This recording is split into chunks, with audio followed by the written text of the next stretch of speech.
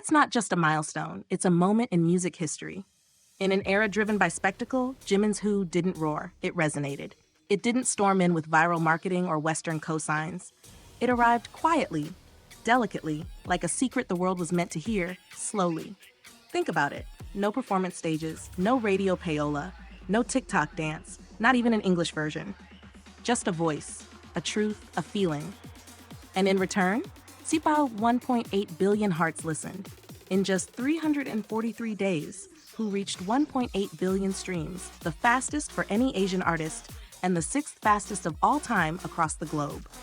He's now shoulder to shoulder with the likes of Lady Gaga, Bruno Mars, Billie Eilish, Harry Styles, Justin Bieber. But unlike them, Jimin did it alone. And the momentum hasn't stopped. Spotify Global, and still climbing. 49 weeks on the chart, almost a full year. Spotify Korea, #1 for 49 consecutive weeks. YouTube, 114 million plus views. Shazam, 1.24 million recognitions, 45 million plus streams. This isn't a flash in the pan.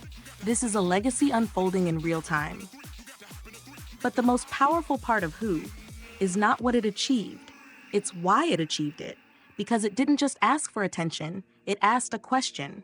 Who am I when the lights go out? Will you still see me if I'm not performing for you?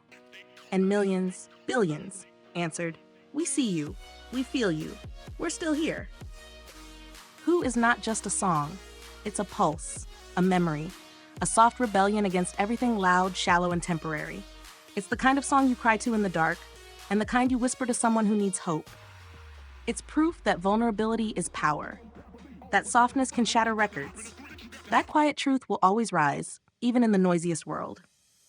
So if you're reading this, wondering how far a whisper can travel, Jimin just answered you, all the way. And if 1.8 billion plays means anything, it means Who is more than a track.